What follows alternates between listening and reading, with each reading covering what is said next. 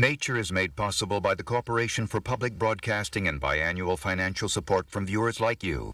And by Canon, providing the power of imaging to express your visions at home and work. And by Ford, we drew on our global resources, tapped into advanced thinking from around the world, brought innovation and quality home, and built a totally new car. It's called Ford Contour, a world car for the 21st century.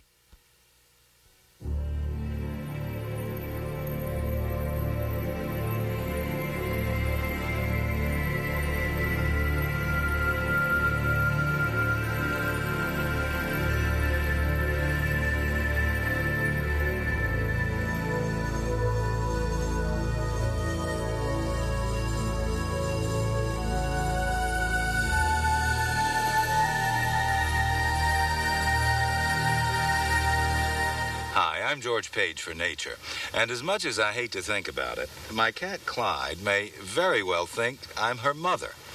At least that's one contemporary theory being offered to explain why cats like people, and occasionally even show them affection.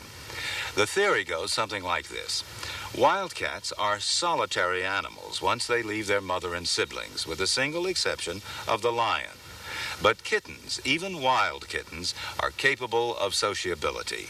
So, according to the theory, we humans extend a growing kitten's period of social tolerance into adulthood by providing food, shelter, physical closeness, and affection. All this sustains the closest relationship the solitary cat is capable of, that between kitten and mother. And we, therefore, become surrogate mothers. Well, the cat's always been a mysterious and fascinating figure. And this time on Nature, we'll try to unravel at least some of those mysteries.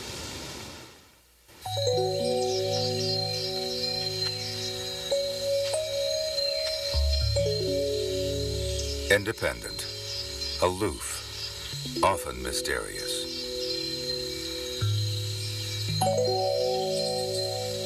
It has lived with people for some 4,000 years. It's one of the most familiar, yet least understood animals on the planet. Their beauty so captivates us that it's easy to forget that they're one of nature's most perfectly designed predators. The domestic cat. Although they share our homes as pets, cats are often seen as antisocial, finicky, indifferent to our wishes, and practically uncontrollable.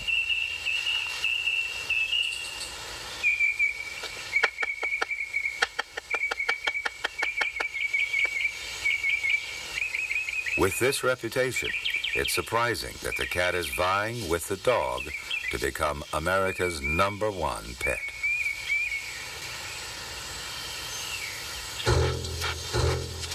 Come on. Man's traditional best friend is being upstaged by an animal that's only a whisker away from its untamed ancestors. The dog was the very first species domesticated by man. The cat is the most recent. By 12,000 years ago, the dog was already sharing the hearts and affection of early man. Like all other domestic animals, dogs are by nature social creatures. Their wild ancestors lived in highly cooperative packs. Cats, though, led basically solitary lifestyles. So while the dog's wild heritage prepared it for our domination and control, the elusive nature of the cat has always kept it just beyond our reach. And able to survive almost any situation.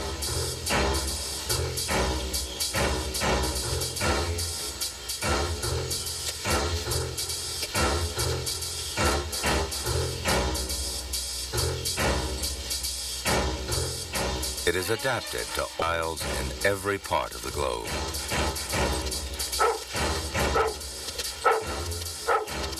Yet to many, it remains the world's most inscrutable animal.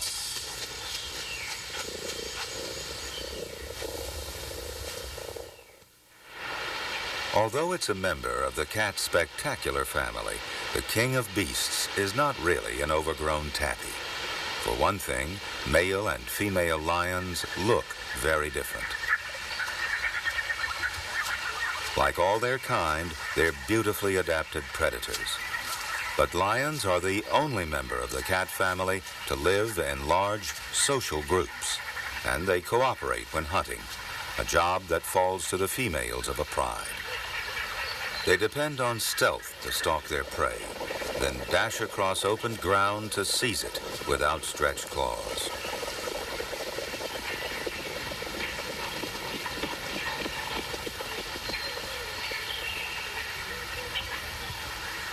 The kill is quick and clean.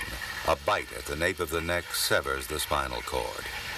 Our house cats execute the coup de grace in exactly the same way.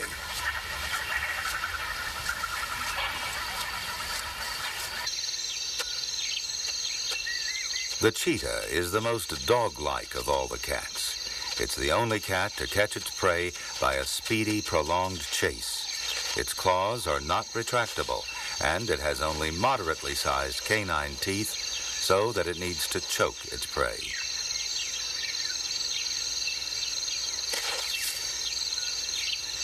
The leopard is a superb tree climber and tremendously powerful for its size. This enables it to carry its prey out of the reach of competitors. People who wish to draw parallels between a big cat and their pet might do well to choose this one, the tiger, a solitary hunter whose behavior is fairly similar to our own cats. And like all cats, they're specialists at blending in with their habitats, yet they're worlds apart.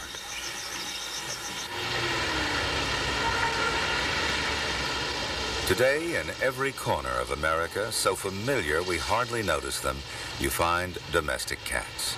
Their popularity is at an all-time high. 56 million now live in 30% of American households. Cats have adapted to such a wide range of lifestyles that it's hard to find agreement even on their basic nature. Are they dedicated, gentle, close companions?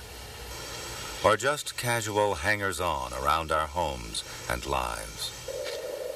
Whatever our feelings, they always seem, in essence, creatures of the wild. We may never know whether man first chose the cat as a companion or as a way to control rats and mice. We do know it inspired our awe.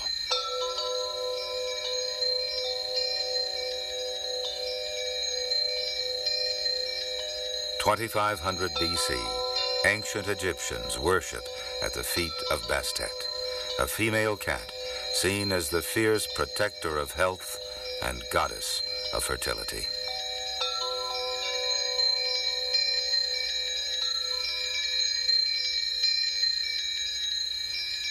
Her form was depicted in all manner of statues in her temples. The Egyptians believed that the male cat had a different role. According to legend, his job was to kill the evil serpent, which was constantly trying to stop the sun from traveling around the world. Cats were so revered that when they died, they were embalmed, mummified, and placed in caskets, with some model of the occupant displayed on the outside. As many as 300,000 cat mummies have been found in one temple.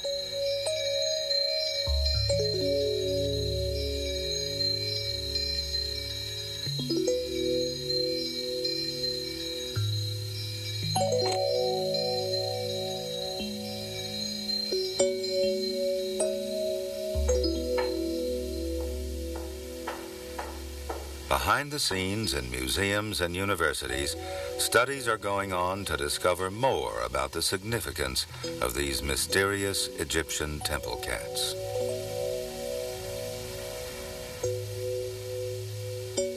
X-ray pictures of these mummies clearly show the skeleton. Its hind legs and tail have been folded against the belly. The front legs are straight. The shoulders and neck are distinct, and above that, the skull.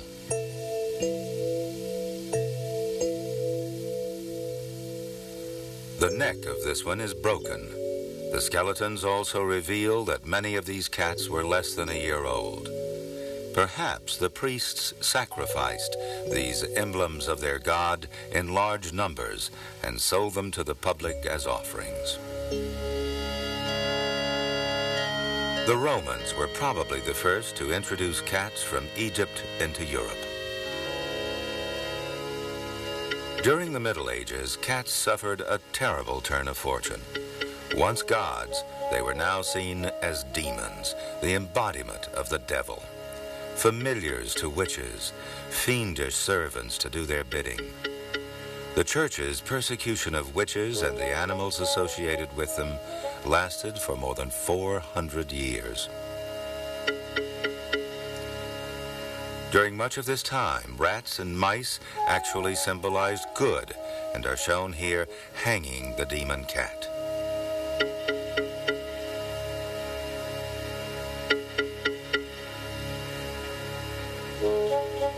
But to some during the 14th century, the cat's unpopular image began to change. When the Black Death sentenced a third of Europe to die, cats were man's natural ally against the black rat, which spread the plague. But witch hunts persisted through the 17th century. It wasn't until the brown rat swept through Europe, feeding on man's food supply, that the cat once again became a welcomed household pet.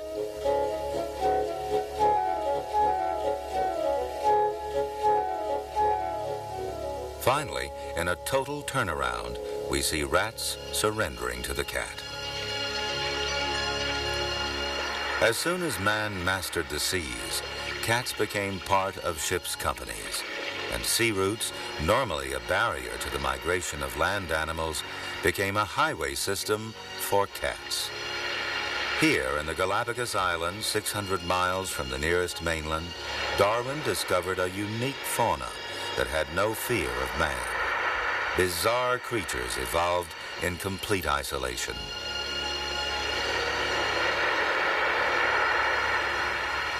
Never having known any land predators, they're incredibly tame.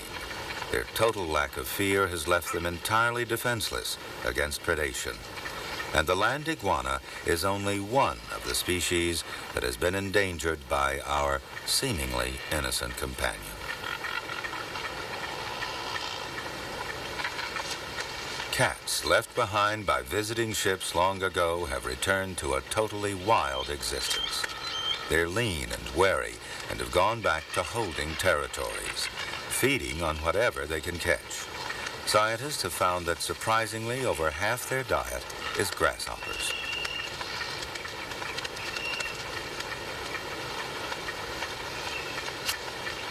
But cats are renowned opportunists, and they found the defenseless wildlife here to be easy prey. Young iguanas and ground-nesting birds are especially vulnerable. Feral cats are considered perhaps the greatest threat to the native wildlife of these and many other oceanic islands.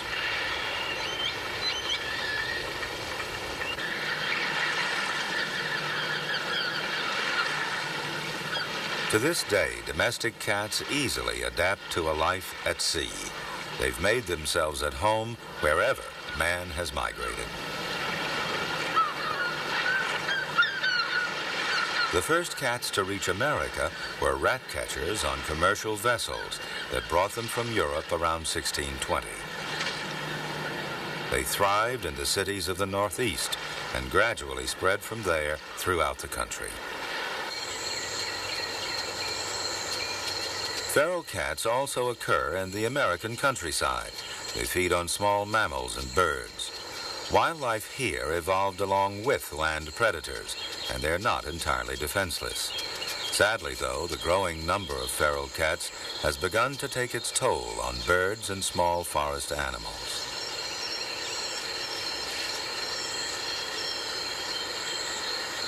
Come on, kitties. Showtime.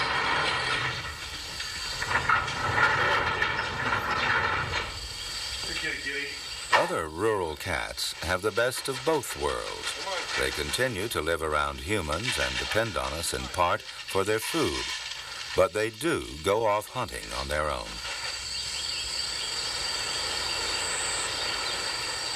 All outdoor cats have home ranges from a half to 40 acres in size.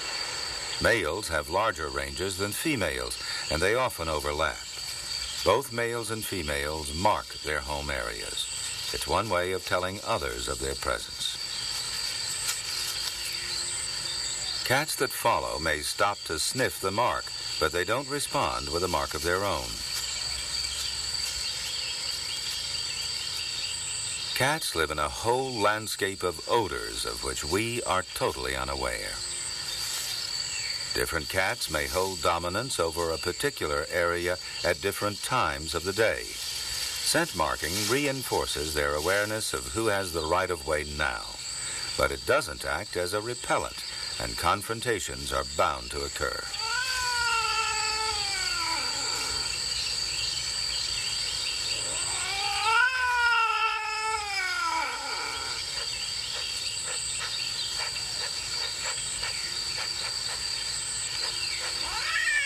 Body postures convey moods precisely. Ears flattened back in a defensive threat. Its scent helps identify the combatant. The fur begins to bristle to increase the threat.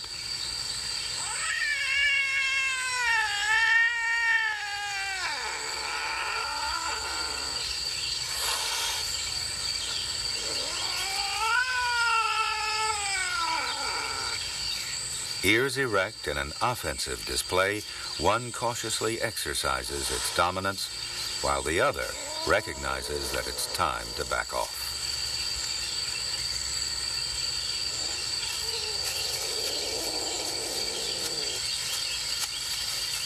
Yet even solitary animals have to come together for mating. This feral female Manx cat is in heat. Her body is producing scents that tell the local males she's ready for mating. The male picks up her scent and follows her. He stays around the female until she's receptive. In more crowded urban locations, he would have to fight off other males at this time to hold on to his position.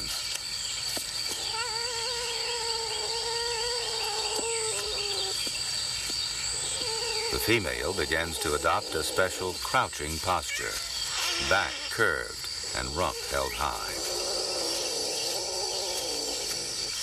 The male continues the pursuit until he judges that she's ready.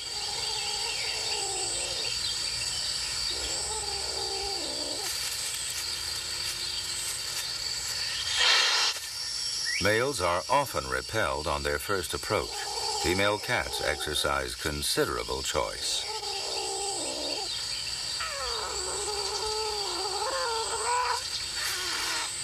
Finally, with her back held high, she signals to the male that she's ready.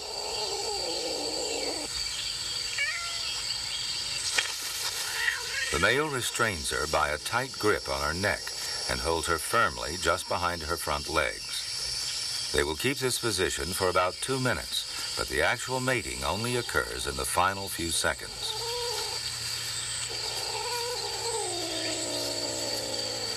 She gives a loud cry and throws him off.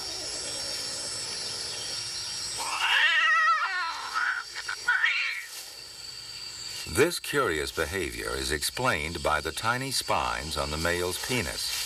Although it's evidently somewhat painful, it's necessary to stimulate ovulation in the female. Then she indulges in a bout of rolling, rubbing, and licking.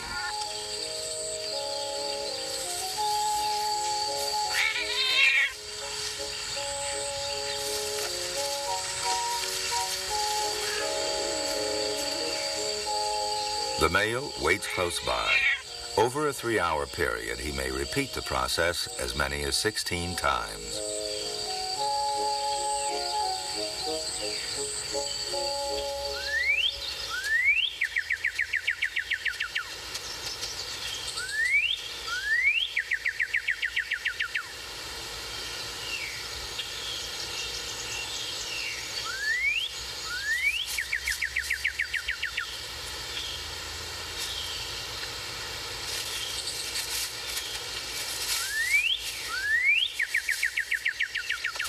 Once away from human influences, domestic cats reveal a repertoire of behavior patterns that closely resemble those of their more awesome cousins.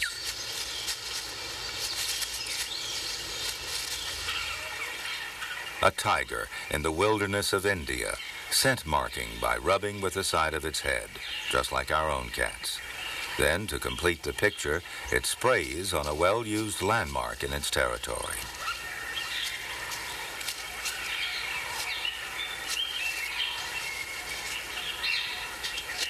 The rubbing records its own identity and condition for all that follow it. The spray message seems to serve as a more general advertisement. As it rubs, it senses which others have rubbed there recently.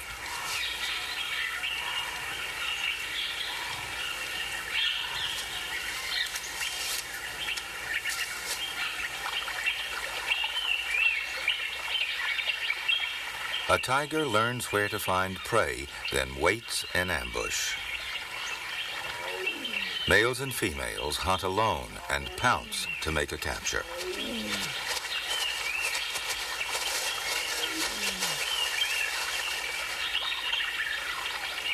A male looks on while a female, which also operates in this territory, cuts the carcass into pieces with her shearing side teeth before swallowing it in chunks, just like our pets are equipped to do.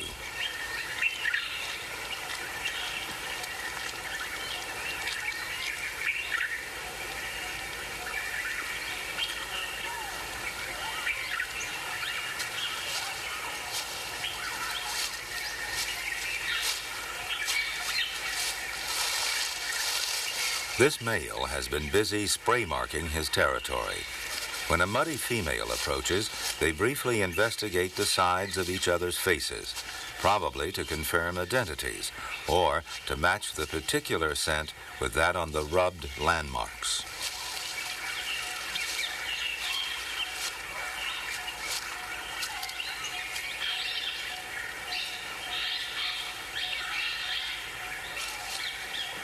The encounter apparently over, she continues on her way.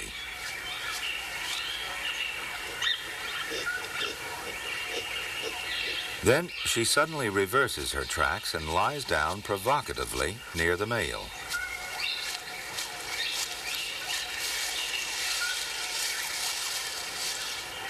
Mating involves the identical neck biting by the male and the subsequent batting off by the female.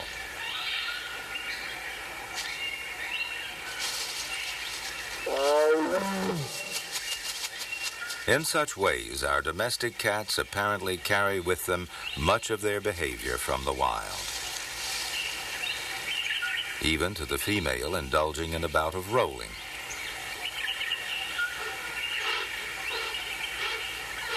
And the male staying close by, waiting for another chance to mate.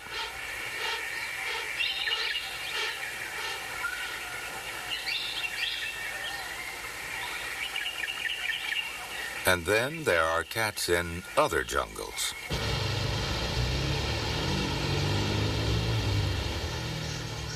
These animals also depend on using the same basic instincts to survive. But here, their habitat is a far cry from the wilderness. There are an estimated 15 to 25 million strays in America. This represents about a quarter of the total cat population.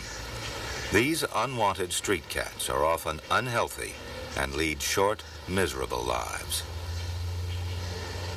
Every year, more than 3 million cats have to be killed by animal welfare organizations. At the other extreme, we spend almost $2 billion on cat food each year, and many more millions on vet care and special products and services.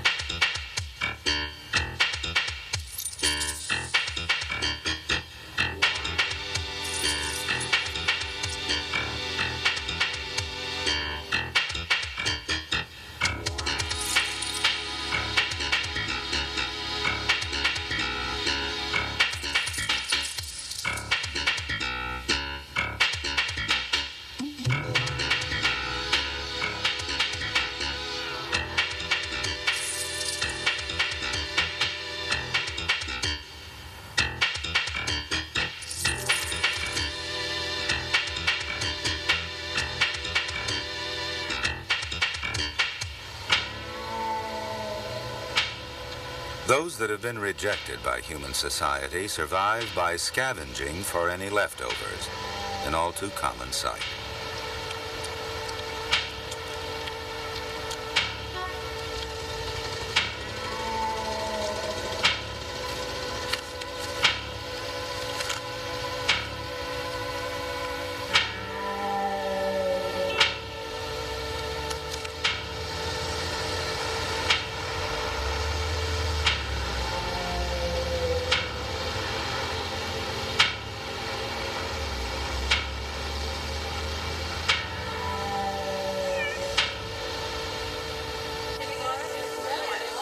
In the other world of cats, owners come together with pride to display their pets.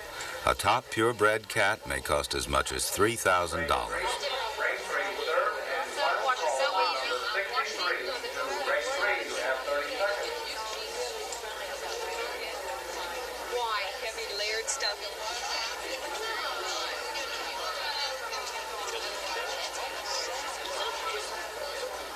There's close attention to detail.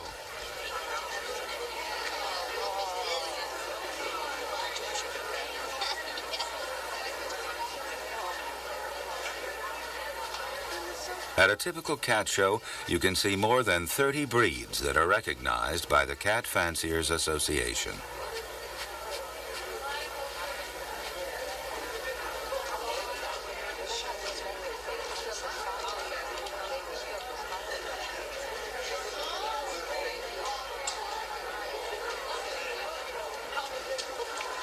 When compared to all the extremely different-looking breeds of dogs, different breeds of cats have stayed much closer in appearance. It may be something about their genetics that has made cats resistant to breeding into widely different body forms. More likely, since they have little potential as working animals, cats have not been subjected to the same intensive selective breeding.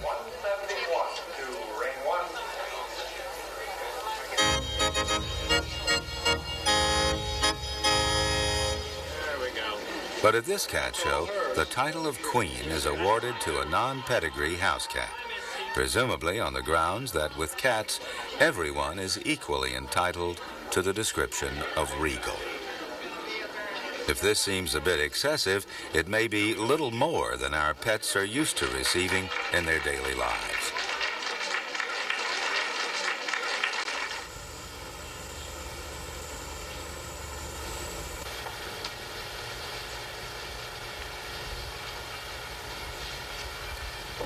Cats have their own ways of demanding and getting attention and manipulating our behavior to match their wishes. But when a cat rubs you, it may not be showing affection. It's said that only when it rubs you with its forehead and nose is it recognizing you as a member of its cat family. All the other places that a cat normally uses to rub with, like the sides of its head and mouth, its flank, or even with its tail, are simply to mark you with one of its personalized scents. As well as demanding attention, it's probably claiming you as part of its territory, even though it may not always be the most convenient time.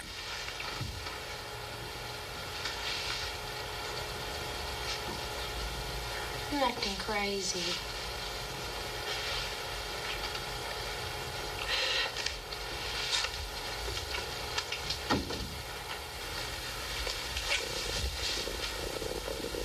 When this cat rubs on the edge of a table, it's clearly not passionate about the wooden legs, but is simply marking it with its odors. Since most cat owners have more than one cat, each will stake its claim to share the territory.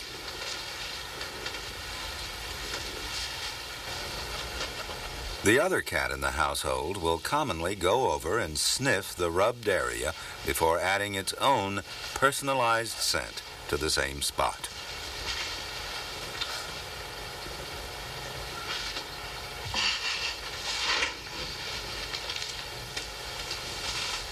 This house cat is sharpening its claws, or so it appears. But this animal had its claws removed as a kitten. The fact that it continues to rub may give us a clue to the significance of this behavior. When a cat scratches a tree, not only is it keeping its retractable claws in top condition, but it's almost certainly putting scent marks from its pads on the roughened surface, as well as leaving a visual marker of its presence. The cat experiences a sensory world that's totally different from our own.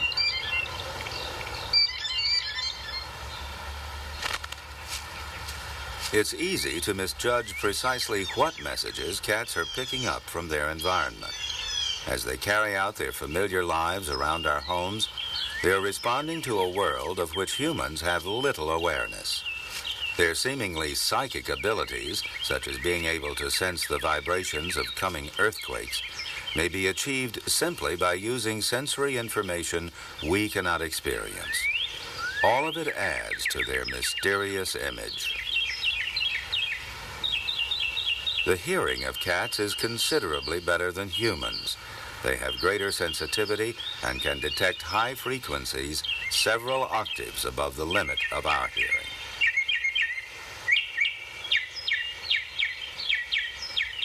The cat's outer ear is very flexible and can scan and localize sounds with great precision.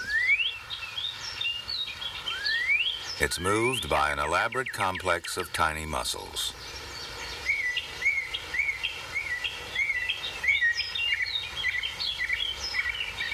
A cat's keen sense of smell provides a wealth of information that is intensified by the special organ in the roof of the mouth. A cat's pupil can occupy the whole of the eye, or can contract into a vertical slit, allowing it to see in almost any light condition. They've sacrificed color vision for extra sensitivity in low light. They can detect blues and yellows, but can't really distinguish red. With this array of senses, cats are well equipped for survival. But pampered pets cannot automatically become accomplished hunters. Only experience from early kittenhood can prepare them for life on their own.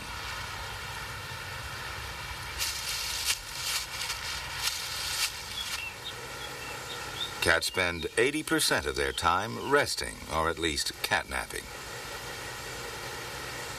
By monitoring their brain waves, we know that they first enter a phase of light sleep, lasting 20 to 40 minutes. During this time, they will readily open their eyes at the slightest disturbance. Then they finally go totally limp, and their third eyelid closes in from the side as they enter another world. Like humans, their brainwave pattern suggests that cats dream. Sometimes their muscles start to twitch as if hunting. Perhaps they're dreaming of a situation like this. Good news. Putting in all that overtime.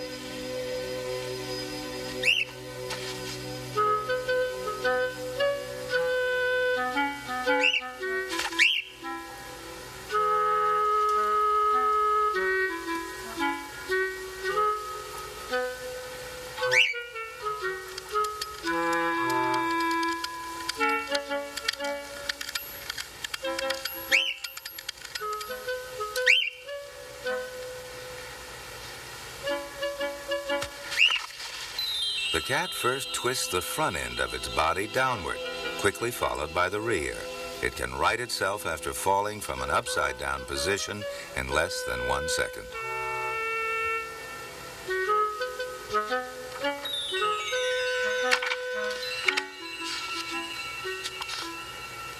Cats drink in a very special way.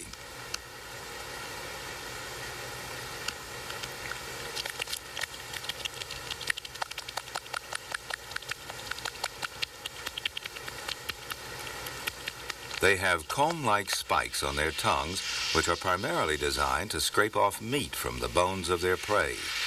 But there are pockets behind these spikes, which act like a sponge to soak up the milk. Then the tongue is sucked dry in the mouth. When a cat cleans itself, it uses that same rough surface to comb and lubricate its fur.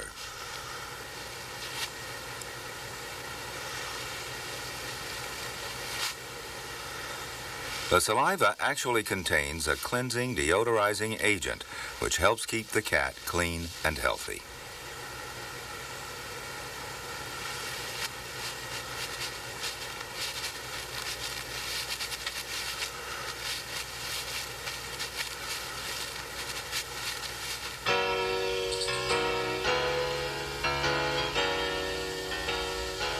This motel in Florida plays host to many guests. But there's a resident here, too, a calico cat that makes her home base in the storeroom.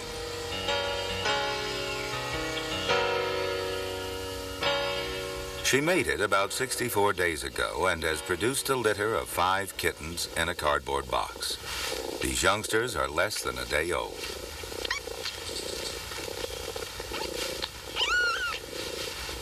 Their eyes won't open for another 6 to 8 days, and their hearing doesn't function until about another week after that. Because they feed exclusively on their mother's milk for the first 5 weeks, and also because they must stay close to her for warmth, these young kittens are equipped with several powerful instincts to help them survive. Initially, their most important senses are smell and touch, as well as temperature awareness. If they move away in the wrong direction, they can recognize by smell where they should be and take steps accordingly. Its sense of smell also helps the kitten identify its own nipple. It will suckle from that one exclusively. Another of the kitten's most crucial skills is to recognize up from down, so that it can always keep its belly downward and be properly positioned to nurse. To be lying on one side is a cause for frantic struggle.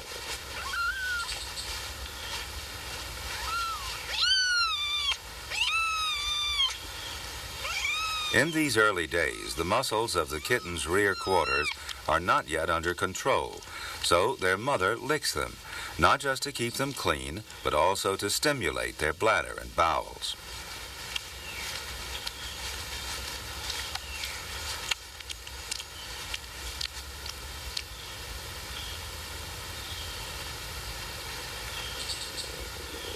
Yet, they will develop quickly from these feeble beginnings. The onset of puberty is just 4 months away.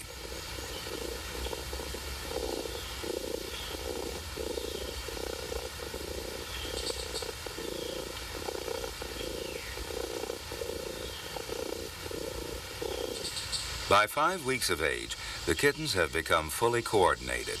Now their mother begins to leave them for short periods while they explore more and more of their immediate environment. They're full of curiosity and learn by watching and imitating their mother, and by playing with each other.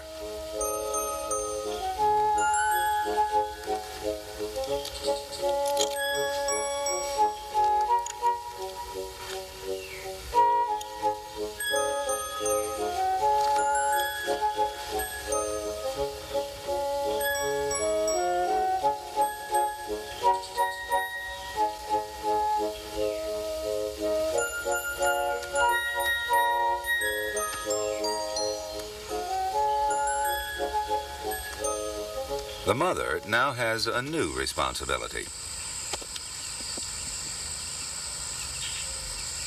As dusk approaches, she leaves her offspring and goes out to hunt. Initially, she kills the prey she catches and takes it back to eat in front of her youngsters. This enables the kittens to recognize it as a food source, and soon they learn to eat with her. As her offspring get older, she changes to catching mice but not killing them, so that she can take them back alive to her kittens.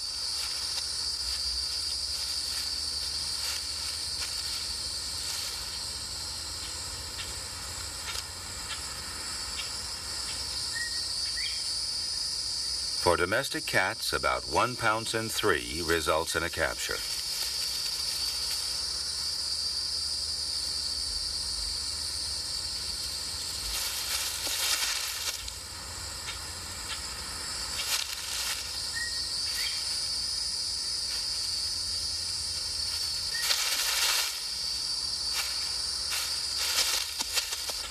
She sets off back to the storeroom to deliver the hapless animal to her brood.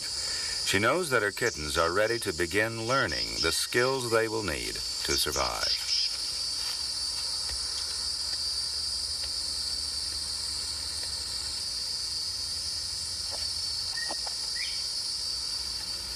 This gives the youngsters a chance to learn how to handle a small rodent. Kittens have no instinctive knowledge of how to kill their prey with a precise neck bite that cuts the spinal cord. They must learn from experience.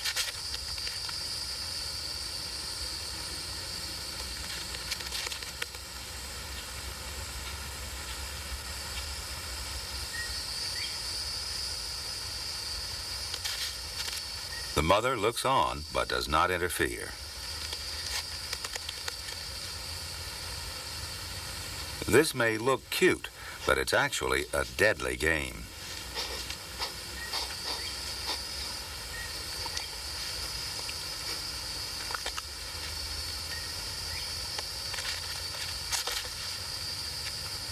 This time, the mouse gets away, but soon these kittens will need to perfect their killing skills to survive.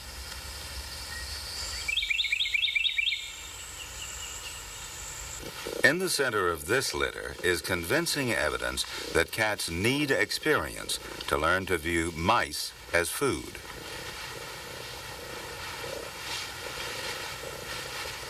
This white mouse is a family pet that the mother cat came to know and accept when she herself was a kitten.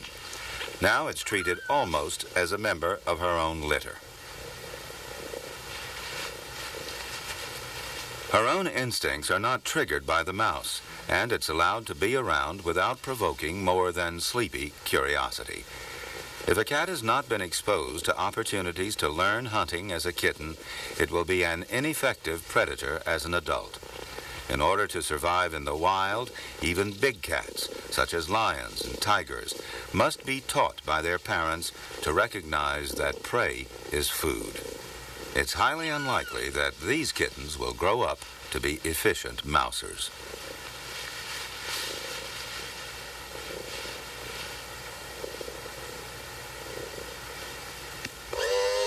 Domestic cats offer innumerable opportunities for the study of animal behavior. Yet surprisingly, very little research has been done. It's almost as if scientists have felt that pets are not worthy of serious study.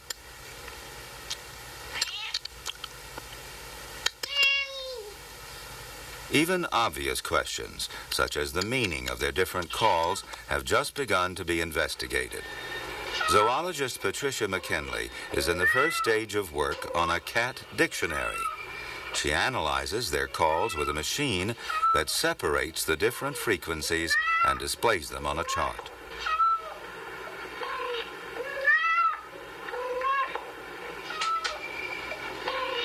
She's found that cats produce about 15 basic calls, several of which can be combined to give a total vocabulary of approximately 25 different vocalizations.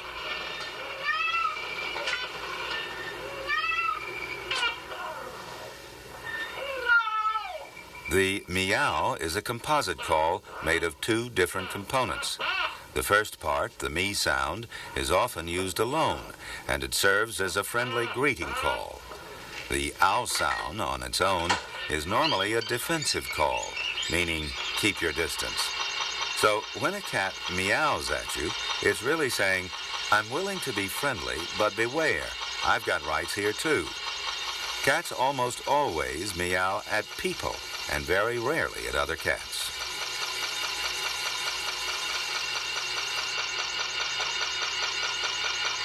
Purring is the cat's way of trying to ensure the continuation of some contact. They do it as they suckle their kittens and also when humans stroke them. The purring was once thought to be an involuntary noise, like human snoring, but now we know that it's a deliberate process. And unlike other vocalizations, it continues as they breathe in and out. All cats seem to purr at the same frequency, 25 vibrations per second. The two clear components of the meow call.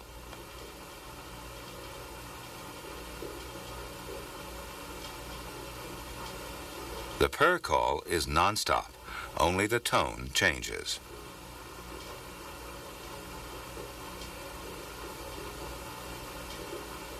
Several of the insistent calls that cats make have sound characteristics similar to the cries of a human baby. This might explain the contrasts of pleasure and annoyance they can generate in people. Another unstudied aspect of cats is why women in general have a stronger preference for them than men.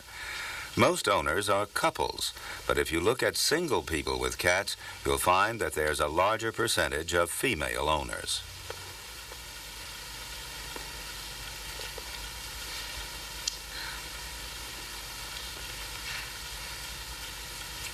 Get away. Come here, Pid.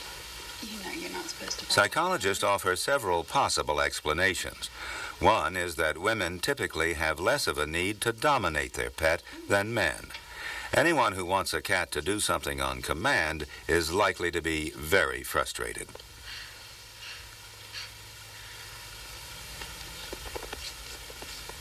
However, there are ways of developing extraordinarily close relationships with your cat.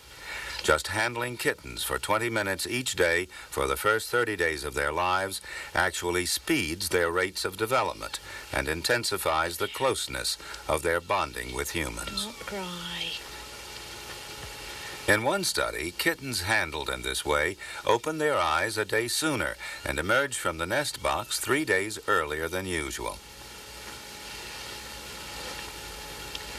Well-handled kittens stand the best chance of being trained by their owners. And when they become adult cats, they're more likely to develop close and affectionate relationships with human beings.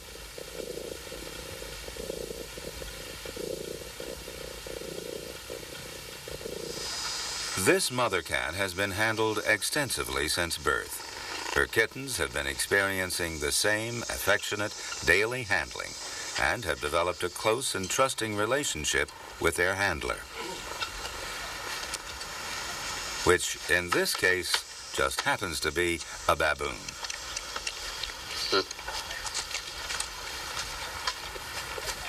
Appropriately called Boonie, she's a resident of a small zoo. This mother cat was born here herself 2 years ago, and at that time, the baboon decided to share in her upbringing and to groom her as if she were a young baboon. Boonie still enjoys grooming Sunshine, the ever-patient mother.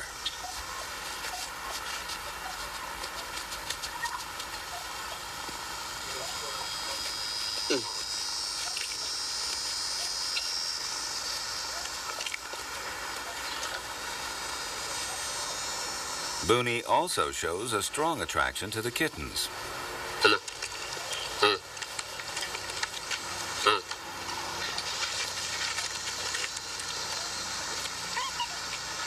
Given the slightest chance, she'll pick one up and carry it around.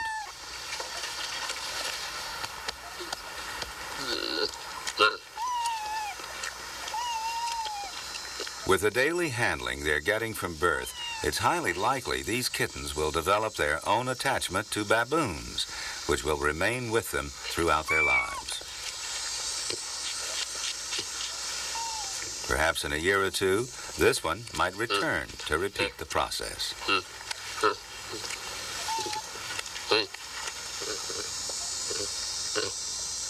But for now, it seems to be in good hands.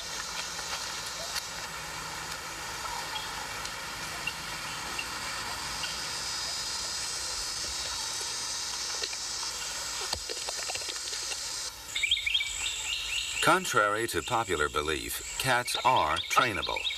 This is how a professional goes about it, starting with 4-week-old kittens. Now watch it. Take a piece of food here. And I'm holding a leg. The aim here is not to let the kitten use its front paws, so it will learn to sit upright, unaided. Yes. Better. See? She's better now.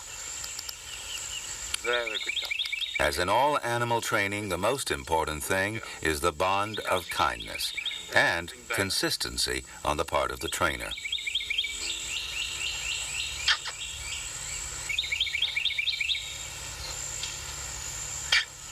From small, uncertain beginnings, progress is made one step at a time. Now, stand. Good.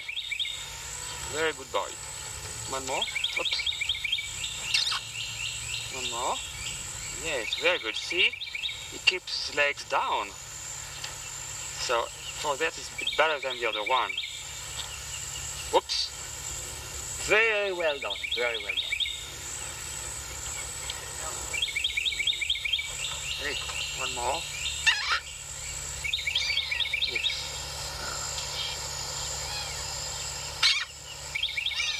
Stimulated only by rewards and encouragement, this tiny kitten is beginning a long process that will eventually enable it to reliably go through its paces on command and in totally strange surroundings. The trainer, Dominique Lefort, is a professional clown who entertains with his cats in a miniature circus act.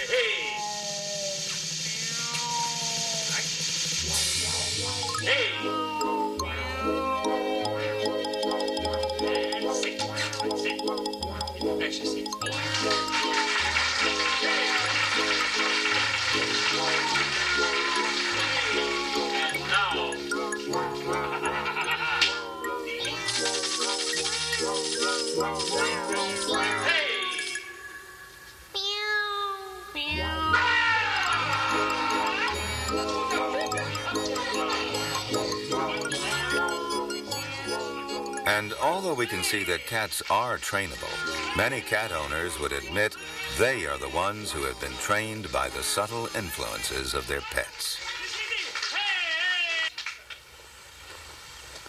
In the end, it's the companionship and affection cats offer that makes them such a fulfilling part of our lives.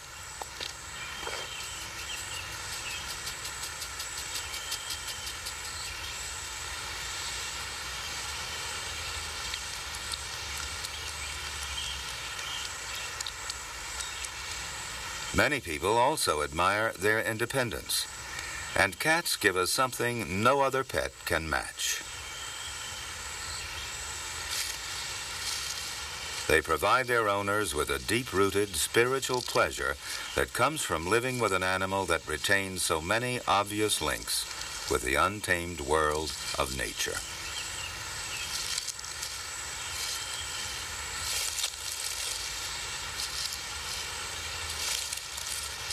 Perhaps in that lies their greatest charm.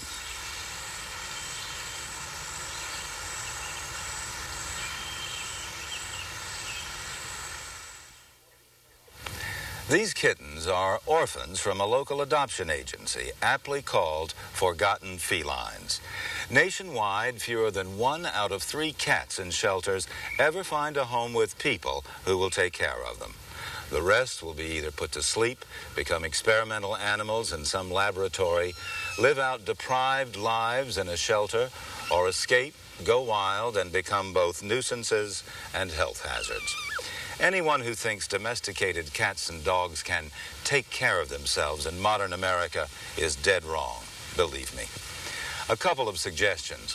1, if you want a cat for a pet, please adopt an orphan like these fellows, unless you plan to breed and show cats. And 2, please have any orphan kitten you take into your home neutered. Neutering will definitely make a better pet. And we have enough orphans. I'm George Page for Nature. Nature is made possible by the Corporation for Public Broadcasting and biannual financial support from viewers like you. And by Canon, providing the power of imaging to express your visions at home and work. And by Ford, maker of the new Ford Contour, a world car for the 21st century.